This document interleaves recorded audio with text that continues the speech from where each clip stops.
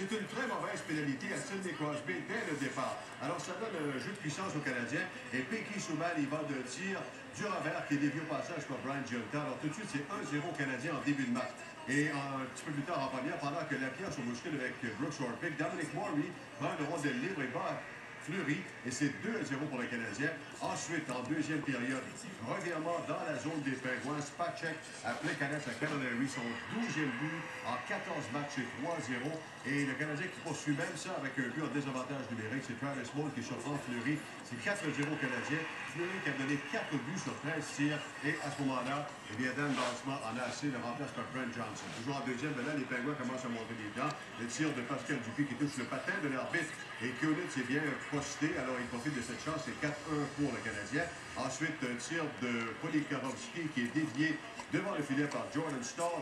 Et là, on craint à un moment donné que les Pingouins vont remonter parce que c'est 4-2. Sauf qu'en troisième période, pendant l'avantage numérique, eh bien, ça va de Gomez à Cavalry à Jonta, pendant que, vous le voyez, Yaroslav Alak a multiplié quelques bons arrêts, notamment celui-là au départ de Malkin. Et voici justement le dernier but du Canadien, marqué par Jonta. Donc 5-2 pour le Canadien. Et à la fin du match, ben, on voit les images au Centre Bell, comment les gens étaient contents, et surtout les joueurs du Canadien. Et la célèbre poignée de main traditionnelle. Mais c'est quand même tout un exploit pour le Canadien qui a gagné ce match-là et qui ainsi se qualifie pour le troisième tour éliminatoire pour la première fois depuis 1993. Et on se souviendra qu'en 1993, ben, c'est l'année de la dernière conquête de la Coupe Stanley. On ne pensait pas que ce serait cette année, mais là, maintenant, écoutez, tous les espoirs sont permis. On ne sait pas encore contre qui le Canadien va jouer au cours de la prochaine ronde de Sophie en terminant, parce que, dans le moment, les Flyers mettent 2-0 contre les Blues en troisième période. Et si les Flyers gagnent ce soir, ben, il y aura un 7e match vendredi. Merci beaucoup, Jean-Pierre. On revient maintenant à Maxime au centre-ville. La fête est commencée, mais on aime bien les explosions de joie. Absolument. Donc, c'est très, je dirais, très bruyant. Il y a des gens un peu partout sur la rue Sainte-Catherine. On est dans le coin de la rue Drummond actuellement. Il y a quand même pas mal de monde. Vous le constatez ici. Il y a des gens qui sont sortis du centre-ville et qui sont venus spontanément vers la rue Sainte-Catherine, alors qu'il y avait quand même un endroit qui avait été réservé pour ça. Et d'après ce que les sources nous confirmaient, il y a ce soir, Sophie, 750 policiers du SPVM en fonction.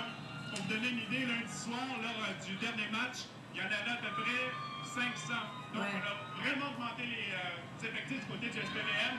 Ça se passe quand même plutôt bien jusqu'à maintenant. On a plusieurs équipes qui sont déployées actuellement. On vérifie certaines informations.